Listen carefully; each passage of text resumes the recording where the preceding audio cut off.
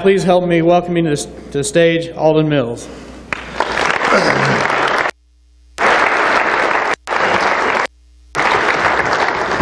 Thanks a lot, Craig. It is such a thrill to be here today.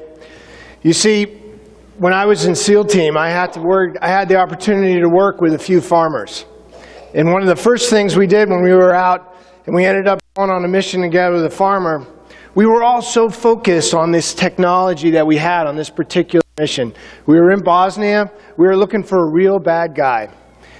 But we had this technology that wasn't working. And it was this autofocus on this digital SLR camera. And all of us were focused on how to get this autofocus to work so we could capture the picture of this guy and bring him to justice. And the farmer comes to us and he goes, the problem is we just need to put a pothole in the street to slow the car down and the autofocus will catch up to it. We spent the next 3 days digging a pothole in the middle of the night. That was the common sense of a farmer. It made it work for us. It was the resourcefulness. I grew up with my grandparents who had a farm. My grandfather was a large animal vet. And a large animal vet, every once in a while I'd have the opportunity to go out and see the process firsthand. Now, a farm in Massachusetts where I grew up is like a backyard playground for you here in Kansas. I'm talking about 40 acres. But I got a firsthand experience for farmers and what they really care about. You see, they really care about the land, and I understand that. And a lot of people in America may not understand it. I get it. It's a treat to be here today. And it's also really appreciative of the Kansas Farm Bureau, how much they care about farmers. Thank you for bringing me here today, Rich, Terry, and John Deere. That new tractor you have, that 9RX, that thing is a transformer. I want one of those things. Today we're going to talk about a book that I wrote 3 years ago to my 4 little boys. The book's called Be Unstoppable. And at the end of the day, the whole thing is about focusing in on the things you can control. In the world of more and more technology, the only things that you can control, the only things that you can make a difference on are actions and attitude. That's what I'm talking about. That's the only thing I want you to walk away from on this. But I want you to understand what powers action and attitude. I want you to understand how it can change the direction of what you do. I appreciate there's no other industry in the country that I could be speaking with 6th-generation business owners. I'd have to go to Europe and talk to a monarchy to look for a 6th generation. But not in America, not with the farmers. You have a double challenge. You got to keep that farm going for the next generation, and you got to keep putting food on the plate. And trust me, with a father of 4 little boys, I get the importance of food on the table. So I'm going to tell you, I could really talk about this in 3 areas. We're going to talk about a little science. I'm going to bring you back to science class. And then I'm going to tell you some SEAL stories. And then I'm going to go through and tell you some startup stories. And I'm going to remind you time and time again that it's about actions and attitude and the people that you associate with. You see, I love heavy equipment. Ever since I was a kid, the first thing I learned was how to drive a tractor, and I also figured out when I got my hand-me-down Reliant K station wagon, they can't go through mud like a tractor. But when I was in SEAL team, I tried to find the most awesome piece of weapon system like a tractor I could find. And that was this. It took me 4 years to learn how to use this system. 20 years ago, it was completely classified. Today, it's not. Popular Mechanics broke it. Let the world know about it. The system is called an SSN DDS SDV system. It's a fancy way for saying that's a 500-foot-long ballistic nuclear submarine with 2 garages. And let's see if I get this right. That's a garage right there. And outside of that is the tractor. It's a 20-foot-long SDV. That's a SEAL delivery vehicle. In the military, if you were to look that up, that's classified combat mini-submersible. It's electric. It's flooding. And that's what it looks like underwater. When I mean flooding, that's really important to understand flooding. because you have to have your own thermal protection, you have to have your own breathing apparatus, and you're sitting in there with just a couple other guys, and you're looking at this sonar screen that looks like channel 999 on your TV. And you're talking like Charlie Brown's teacher back and forth to each other. But this weapon system is a really amazing platform. You see, we're the only ones in the world. We share it with one other country, our brothers in Britain. And what it allows you to do is to put this 500-foot-long nuclear ballistic submarine out in international waters. And some daring guys, they launch and they go into territorial waters. I've done dives that have taken 12 hours. I've gone completely hypothermic to the point where my guts have totally cramped. They bring you in and they pull you out of it, and you're in this like fetal position. They bring you into the submarine and they slowly warm you back up. And I loved it. I loved it. This would be where I sat right there. That's the mission commander, and that is your pilot. Together, that's your swim buddy. When I say swim buddy, that's what I'm talking about. It's always a team, and it starts with two. But when it first started out, after 4 years, and I went to the Naval Academy, so it was 8 years by the time I got to go and do a mission like that. Right before I go out on deployment, the commanding officer brings me in. And he says two things to me. First thing, Mills, you're about to deploy, give me your letter. Letter. I'm not tracking with you, sir. What kind of letter are you talking about? Look, you come back on your shield. Don't leave me with just a flag to give to your next of kin. You're going to write a just-in-case letter. You're going to have it on my desk by 0700 the next morning. And don't you forget, when you write that letter, it's the last piece of authentic communication your family will ever hear from you. That's a powerful thing when you're 26 years old, going out with the first time. My next of kin were my mom, my dad, and my brother. What do you say when you're going to go out and not know if you're going to come back? And when he's talking about coming back on your shield, that's what he's talking about. You're coming back, you gave the ultimate sacrifice to your country. Well, I sat down, and it was pretty easy thinking about for my brother, because there were a few things I needed to make amends for. One of them was, I'm sorry I broke those matchboxes. I'm sorry I threw a rock at your head. I broke your bike. Here's what I'm going to do for you. Here's my Jeep. I had a used CJ7, and I gave him my watch that I got from college. That's all I owned. That's it. That's all I had. And to my dad, I said, hey, Dad, thanks for letting me do what I loved. That was awesome. And then to my mom. See, my mom, she was kind of like a swim buddy for me in the beginning, because I was the sickly one in the family. I'd had pneumonia more than 3 times already. By the time I was 12, I'd had bronchitis 12 times. We lived in a small rural town in Massachusetts, and one day when I was 12, she brought me up to the doctor in the big city. He had me blow in a couple of different apparatuses, and I'm trying to keep this little ping pong ball in this area. And the doctor figured out real quick. He goes, that's it. That's good. We're good. Please sit down. Mrs. Mills, let me tell you what's wrong with your son. You see, he has small lungs. He's talking to us like I'm a little kid when I was 12, but anyhow, he then goes, he has asthma. He needs to lead a less active lifestyle. I suggest he learns to play chess. Okay, that hit me like a 2x4. My mom, Alden, please go wait outside. I come back, and I'm sitting there, and the tears are dripping down. I mean, I'm feeling really sorry for myself. I can feel it. And I'm sobbing here on the corner. I'm just sitting there, and my mom comes in, and she kept these nails, and she kept them long, and I swear she kept them long just for these kind of moments. They were weapons. And she came over, and she dug it in my arm. She goes, what's wrong with you? Why are you crying? Mom, chess? I can't even play checkers. And she's like, forget about that. I want you to remember something.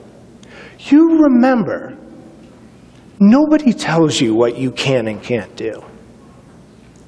Nobody defines a limit for you. You must define your limit. I didn't catch the first 5 times she told me, but after a couple of years, I got it. And shortly thereafter, 8 years from that moment, I was showing up to go through SEAL training. And in SEAL training, they teach you that the real weapon system isn't the SDV, the DDS, or the ballistic nuclear submarine that you're on. The real weapon system is this. They call it a weapons platform. You see, the whole thing about SEAL training is based on the individual. It's based on the weapon between the brain and the body, and who's going to be in charge, who's going to decide to get out of that cold water, and who's going to stay. I could replace this entire slide and put a bunch of really cool John Deere tractors up there and a bunch of other tools, but at the end of the day, it comes down to the individual. And then it comes down to the individual that teams up with other like-minded individuals. You see, they call it SEAL team training, but at the end of the day, they break you down to your studs as an individual, and then they bring you back up and bring you in with other people that are like-minded. And then they give you a support structure that allows you to go out there and give it all you got. So if you look at the weapon system, if you really break it down, we're going to go into a little science. Stay with me, it's not going to be long. But there's some important things I want you to understand. If you think about it, there's only really 3 things we got. We got our brain, we got our body, and we got that spark. The spark is what I call emotions. You see, if you look at the building blocks of these 3 systems, the most important thing is that. Science 101. Probably been a little while. That's a neuron. Today, scientists tell us we got 86 billion of them sitting in our head. By the way, they didn't always know that. In the last 15 years, there have been bigger breakthroughs in neuroscience than the rest of the history of mankind in studying the brain. But the neuron is the action cell. The neuron is the cell that tells you what you can or can't do. The neuron is the one that makes your arms move, your legs move, gives you the emotion. And the way it happens is it happens with some fuel. You heard Vance yesterday talk about dopamine real quick. Those are the hormones that come from your body and your brain. I call it rocket fuel because there's a bunch of different hormones that trigger. But what you're looking at there is a neural pathway. The neural pathway is what you build when you learn something. The neural pathway only happens when the brain is challenged. It only happens when you are challenged. It does not happen when you sit back and decide, yeah, I'll just think about it. The neural pathway needs the body to be activated to fire up the rocket fuel to make the neural pathways happen. So what's the breakthrough? In 1998, the doctors realized that we can perform neurogenesis in our body. You see, up until this point, doctors thought we came pre-wired. Now, this is true to a point. The brain does come pre-wired, and it's an important thing, and you learn about this in SEAL training. It comes pre-wired to survive. You need to know that because you're going to have to fight it. Because your brain doesn't want to use energy. Your brain is the #1 energy-sucking system on your body. It's 2 times more energy required for your brain to operate than anything else in your body. To build a neural pathway, you have to get out of your comfort zone. In neurogenesis, it turns out we can continue to build neurons throughout our entire life. Up until 1998, everyone said, that's it. By the time you're 30, you're set, your pathways are done. The old adage, you can't teach an old dog new tricks, it may work with the canine species, but it's not true for the human species. It's an important thing to understand, especially when you're looking from 6th generation to 7th generation of how are we going to keep the farm going? How are we going to continue to open our minds? The neural pathway works with the body. You know the body system, the skeletal structures got over to bones, you've got the muscular system. Those are the levers that make the body work. You got to remember, I did 15 years in a physical fitness company. But then from there, you've got the cardiovascular system. These three systems overlay to each other and they work with the brain.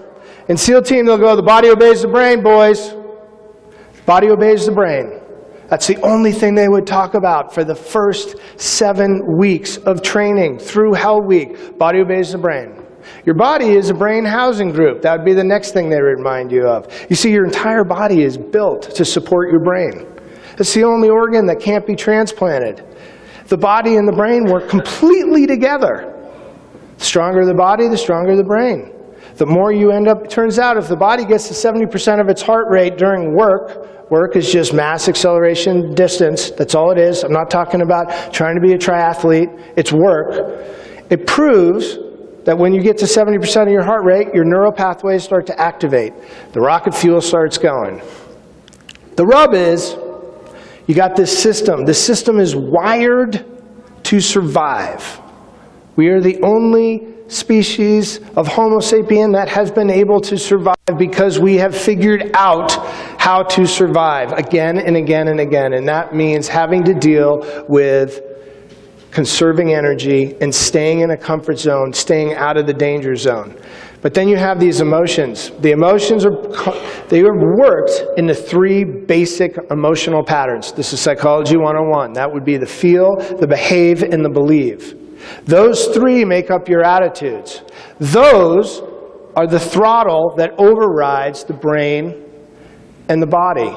So when you're sitting in the cold water suffering, the attitude's the one that says, I'm either going to stay or I'm going to go. When you're sitting on a farm and everyone's going, hey, that can't be done, that's not going to happen, an attitude's got a trigger. An attitude's either going to trigger to put the brakes on or move that little throttle from turtle to rabbit. That's the one we had on our John Deere. It had a little turtle to rabbit throttle. Mine, I think of it like a boat. But you think that it's not, and I'm not talking about a positive attitude. I'm talking about an attitudinal system of opening your mind, a can-do attitude. Because when all those fire, they have an award in SEAL training. It's called fire in the gut. And when you get fire in the gut, that means you're ready to go. That means you're ready to take on anything. That means you were able to look at the impossible and say, I think I can do that, or I'm going to die trying. Speaking of dying trying, that was science class, by the way. This is what greets you when you walk in to your first day of SEAL training. He's a creature from the Black Lagoon, and he says this, so you want to be a frog man.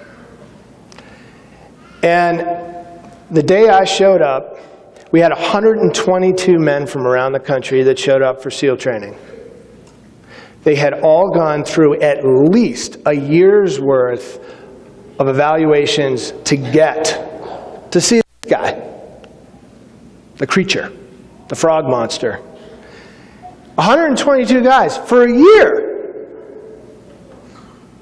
had passed the push-ups, the pull-ups, the sit-ups, the running, the swimming. And we went through a little pre-phase training.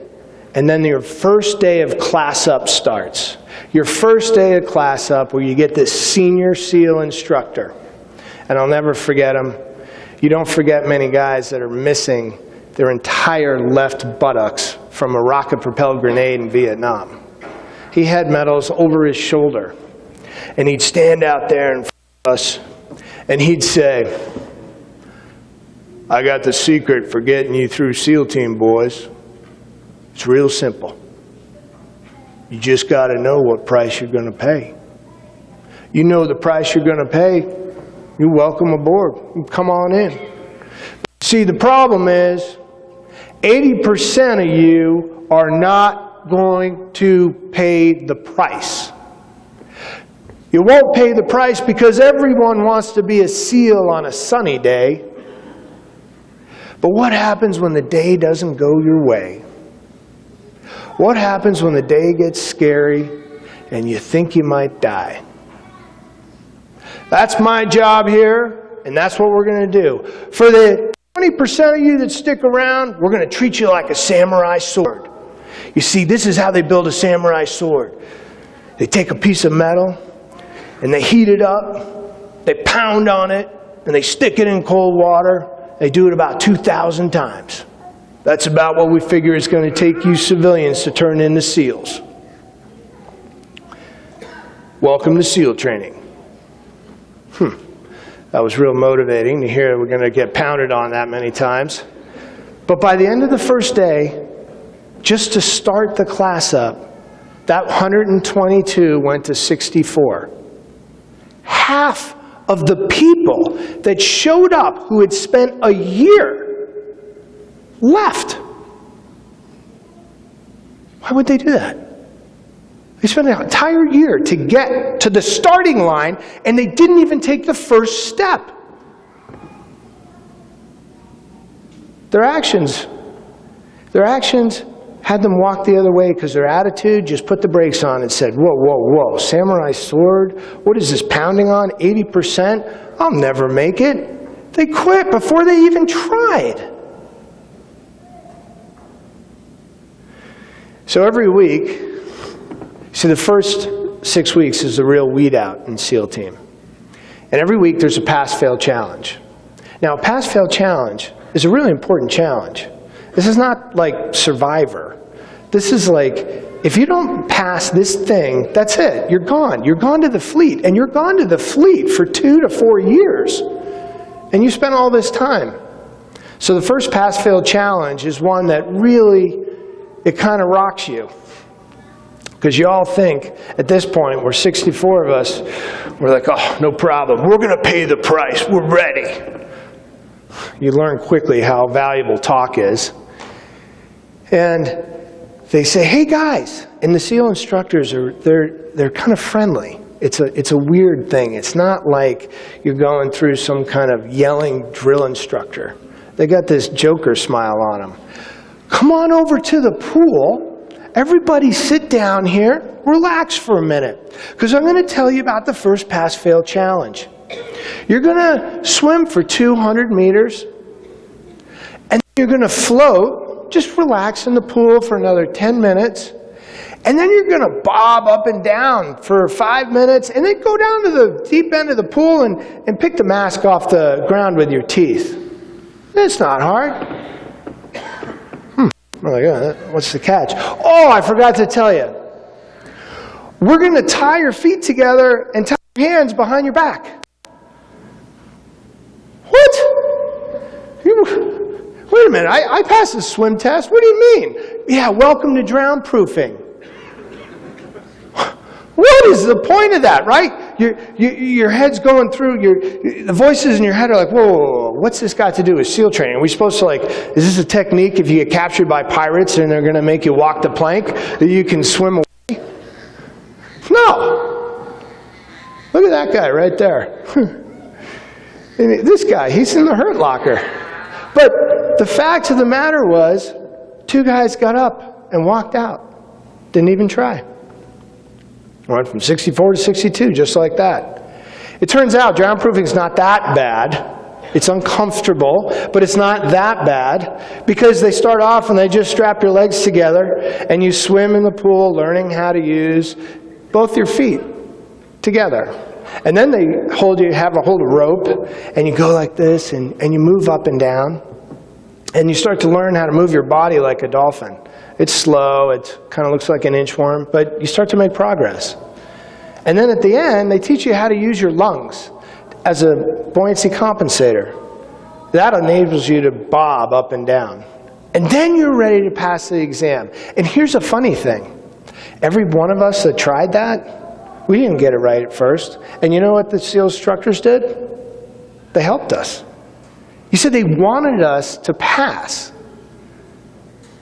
But you had to try first. And this is going to be a recurring theme here. You see, the Kansas Farm Bureau is the same thing as the SEAL instructors. They're here to help you, but you got to try. And these people, the people that just walked out, they just gave up. Well, you got a bunch more pass-fail challenges after that. But they throw these impossibles in at you because they want you to see how you're going to respond when everyone else goes, that's not possible. It's just not possible. They just shut down. An attitude of can't overrides the brain and the body, and that's it. Hell Week is the big eliminator of folks. Hell Week goes from Sunday night to Friday afternoon. You get a total of 3.5 hours of sleep. They have around-the-clock instructors. 8-hour shifts come in, and that's the real samurai sword building. Now, I don't know about you. Well, you guys maybe have gone through some Hell Weeks in the calving process. I talked to some farmers last night about it, but weird things happen when you have no sleep for that long period of time. And it really does bring you down to what matters most to you. And right before Hell Week, things are tense because you don't know what's going to happen. It's the inevitable of walking off a ledge going, I wonder if I'm going to be able to survive this. And in the week prior to Hell Week, I had one of these guys, and by the way, I'm now down to less than 40 people in the class, and I'm the last officer. And I'm as greenhorn as they could be. An ensign. That's like a second lieutenant. And this kid comes up to me and he says, "Sir, I want you to know I'm not going to quit Hell Week." Like, we'll call him Seaman Schmuckatelli. I go, "Seaman Schmuckatelli, that's fantastic. How do you know you're not going to quit?" "Well, sir, I was here 2 years ago and I quit. And I quit because of the cold water. So I've been taking showers, cold showers for 2 years. I'm ready." What? I mean, I just sat there and I'm like, are you kidding me? You taking cold showers for 2 years? I didn't have the heart to tell him, well, who was controlling the faucet? Because it doesn't matter if you control the faucet, right? You can decide when you shut it off. It's just like farming, right? Farming would be easy if you could control the weather, relatively. Well, guess what happened to Seaman Schmuckatelli? He didn't control the faucet when he got put in the waves, and he was gone. 2 guys. It was really 1 guy. He started it. Right before Hell Week, the day before Hell Week, the instructors say, "Hey, please go clean out our office." Kind of a bizarre request, but we have to clean it usually on Mondays, not on Fridays. And one guy comes back, he comes running up to me and he goes, "Sir, you're never going to believe what I got." I go, "What'd you get?" "I got the Hell Week schedule." I'm like, "I don't want to see it. Put it away. I don't even want to see it." "No, no, no. You can't believe this. Look at all this stuff." And he's flipping through it. I'm 100% certain those instructors left that thing out on their desk for exactly what happened next. He started going around and talking to everybody he could. "This isn't possible. Look at this. These guys are coming in again and again. It says we're going to get 3 hours and 15 minutes of sleep. That's their target for us in December. This can't be possible." He grabbed one more guy, convinced another guy. And then, by the end of it, we're down to 34 to start Hell Week. They tell you that you never forget your first quitter, and you don't, because I didn't. And our first quitter happened Sunday night. Down to 34, started from 122, classed up 64, and you're at 34. I thought, okay, we're going to have what's called a no-bell hell. Hell for Hell Week, no bell. A bell is when you ring out. And you have this instructor. I'm going to call him Instructor Boston. He was particularly demented. We all are out there. It's about midnight. And he goes, "Yo, Alden Mills, I want you to go take all your little maggots and go sit in the surf zone. You stink. Let's wash off the stink."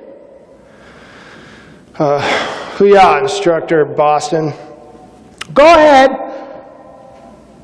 March, about face, link arms, sit down." They've linked arms, they're sitting down. Now this is at night, those are small waves, these are winter waves. It's about 58 degrees. Now Alden Mills, I got this box. You see all these boxes around me? These are pop flares. And a pop flare goes for 54 seconds. Watch.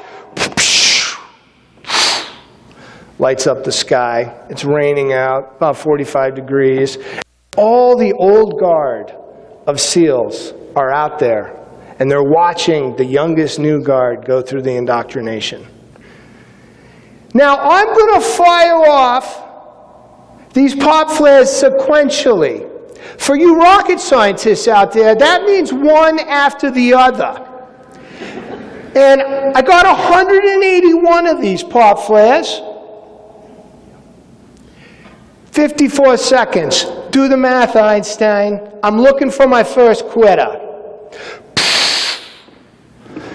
So, what do? You start singing your class song. Our class song, she's a grand old flag, and your waves are, fires off, we sing the song again. She's a grand old, fires off another one. You can tell he's starting to get a little bored. It's about 6 pop flares into it. He's got this megaphone. Hey, Doc, bring the ambulance over here. And open it up. Let the boys see inside.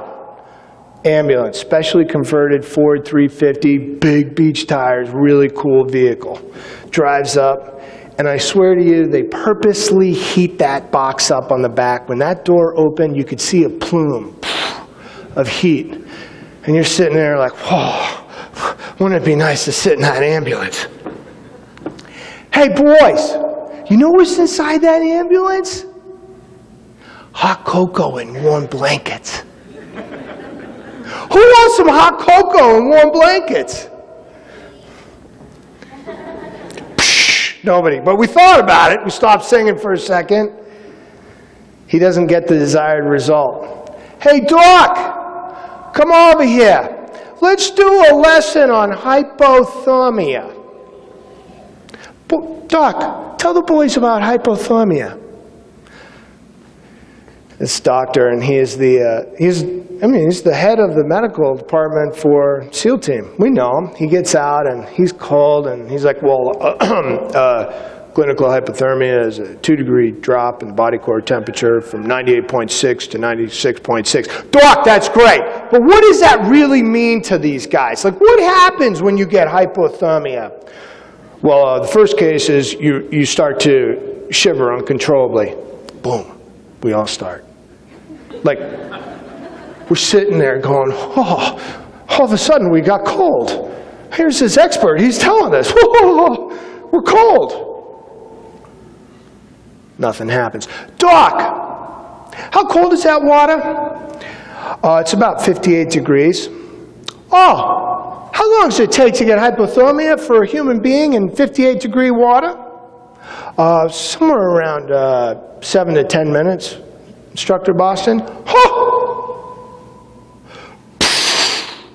Oh, look at that. Boys, you're hypothermic. Hey, Doc, what happens to people with hypothermia if they stay in the water longer? You actually stop shivering after a while, and the blood starts leaving the brain, and your memory goes, and you stop forgetting what you're doing, and you get slurred speech, and come on, Doc, get to the punchline. Well, you could die. I'm sorry, I couldn't hear that, Doc. He said you could die, boys. You could die. You guys really want to die for this? There's hot cocoa right over there. What's the problem with you? Just then, first quitter breaks out, right out of the surf torture. He walks up, and he was my senior enlisted guy. I only had one petty officer second class. Everybody else were junior guys, along with me. And he walks up to Instructor Boston, and he goes, Instructor Boston, I'll take some of that hot cocoa and warm blankets. I'm sorry, I don't understand what you're asking from me. I'm saying I don't want this anymore. Could you say it a little louder? I need to hear the words.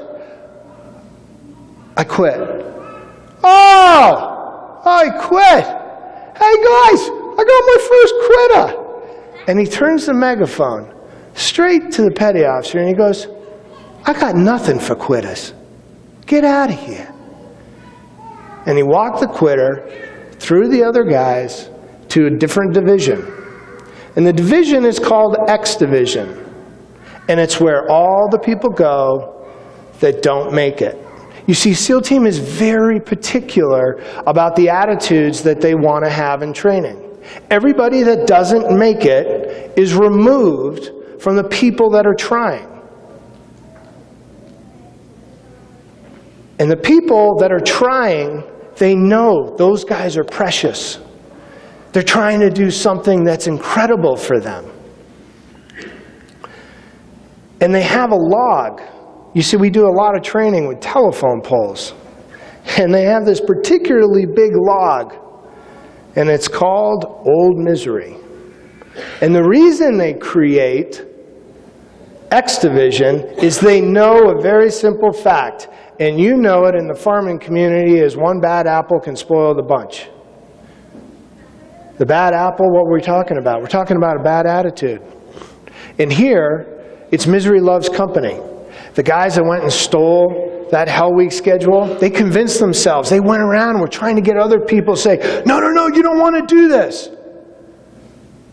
One guy turns to another guy and says, dude, I don't think I can do this. Me neither, I'm out of here. And drown proofing. You see, in SEAL Team, in a lot of ways, it's a lot easier to succeed. Yes, it's an 80% dropout rate. But if you really want it, they're going to help you get it. As a civilian, as I learned, it's a lot harder. I do this storyline for my 4 little boys, and I talk to them about the tribe of the Cants and the Cans. And I tell them about the Miserables and the Incredibles, and how the Miserable tribe is a much bigger tribe than the Incredibles, the people that are trying to do things that are incredible. And that's the X Division. And I would say to you that the Kansas Farm Bureau would say the Incredibles are in this room. The people that are continually getting up and trying are the ones that make America great. It's what separates us from everybody else out there that is just saying all the reasons why it can't be done.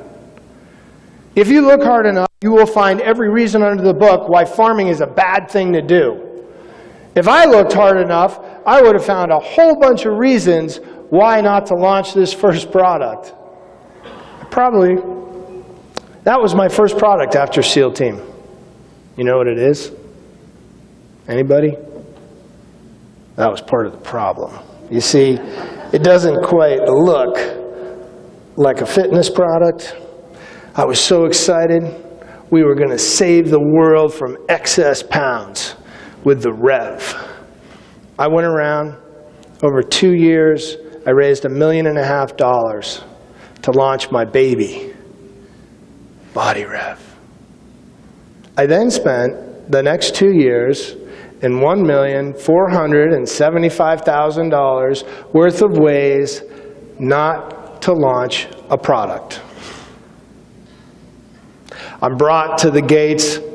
A small core of my investors come to me and they say, Alden, you've been doing a good job. We really appreciate it. We know that you've given it everything you've got. It's over. You have $25,000 left in the bank. Pay the lawyers off. It's done. You're starting to embarrass yourself. Who are those guys to tell me that I'm embarrassing myself? This was my dream. One of these guys was a hedge fund manager. He didn't know anything about launching a product. Another guy was like a stockbroker. They didn't sit in my shoes. By that point, my neural pathway was made. No, I got more in me. I got another way. I'm not going to quit, but I'm going to pivot. You learn a lot about pivot, whether you're starting a business or you're going out on a SEAL mission. So I pivoted.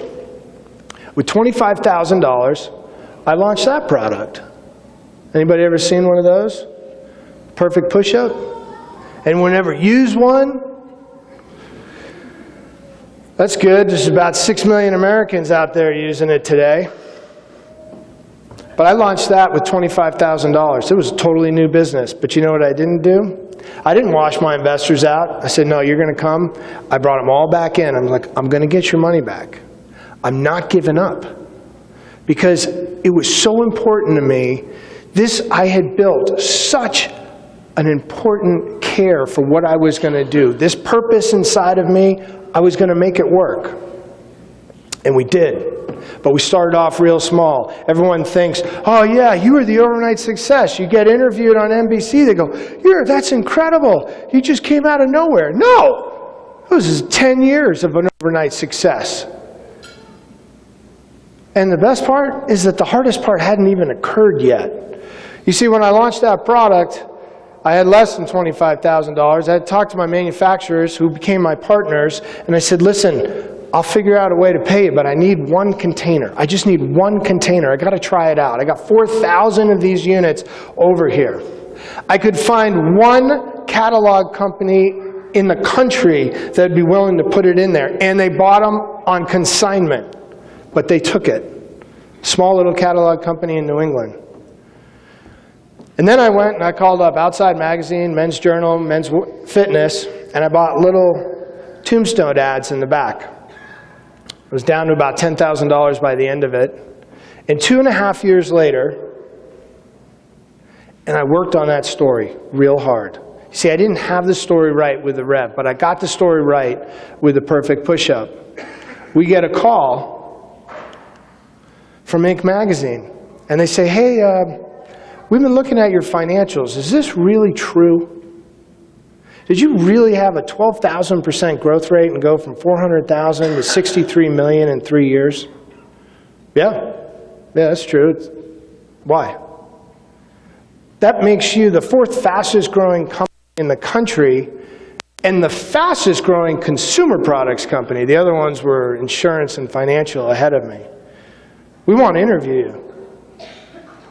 Well, how'd you do it?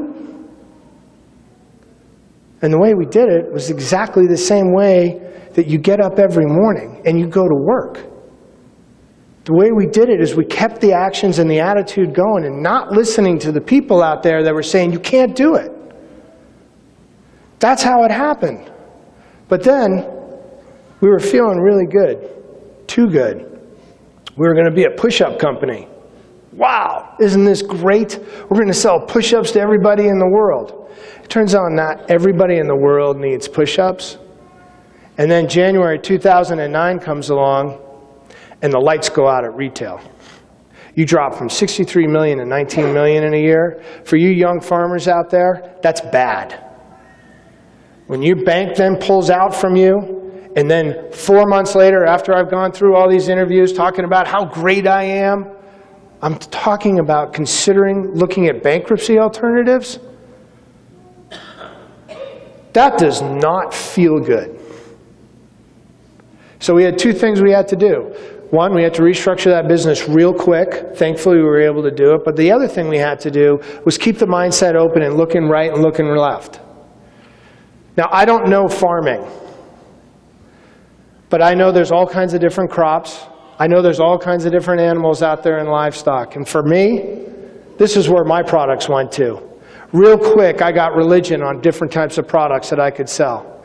I got into cut and sew. I got into rubber. I got into bending steel. We started making a whole wath of products. But the good news was, you see, our retailers and our customers, they believed in us, they trusted us. Because we made great products. Just the same way that you make great product for America. So when you're sitting out there and you're thinking about the next generation and how you're going to keep your farm going, I appreciate that the generations that came before you, they're wheat farmers, you're a wheat farmer. But sometimes there's going to be a pivot. Sometimes you're going to have to look left and you're going to look right. And maybe you'll also remember the science class that I just told you, even if you're 40 or 50 or 60, wait a minute, I can still learn something new. It's not going to be easy, it's going to be a challenge, but you can do it. But it's got to come from inside. And when you look left and you look right, the real swim buddies, you see, what I didn't tell you is after you make it through Hell Week, you get assigned your swim buddy. And when you get assigned your swim buddy, do you know what the failure rate is at that point? It's really just medical drops. You see, Hell Week is just the 6th week of training. It goes for 25 weeks. And then you go for 2 more years of advanced training in SEAL Team. But you got your swim buddy now. You know who your swim buddies are here? Well, if you brought your bride, you're looking at her. I guarantee you, if you're thinking of new ways to create business, every time I look at a new product, women are buyers. They know stories. Don't ever forget, creating products, I don't care what it is. Whether you're like Neiman Ranch out in California. Neiman Ranch, raised with care. That guy was a hippie from Minnesota elementary school and created a great meat product company. Napa Valley. Napa Valley's gone through all kinds of ups and downs, and then a great farmer marketer, Mondavi, comes along and goes, hey, let's take on Paris. And he broke through the noise by winning out in 1976 and showing people that great wine could be grown. You're going to have your own challenges, but I'm telling you, every great challenge is a great opportunity. So I'm going to give you one last SEAL story. One of the most terrifying things you do is you go through Halo. Halo training is high altitude, low opening. You jump at 14,000 feet for your first jump. You're standing on the ramp of a C-130, and the instructor is looking at you. I'm in the Clydesdale class, over the 220-pound class. He's a big master sergeant from the Air Force. And he looks at me and he goes, "Sir, will you jump?" Now, my heels are on that ramp. There's 14,000 feet is right below me. And I have to pull my own parachute. And I stand to him and I go, I was too scared to even say anything. He goes, "I got one last thing to tell you." And I'm thinking, what? Right now? I'm about to jump. "You have the rest of your life to open your parachute."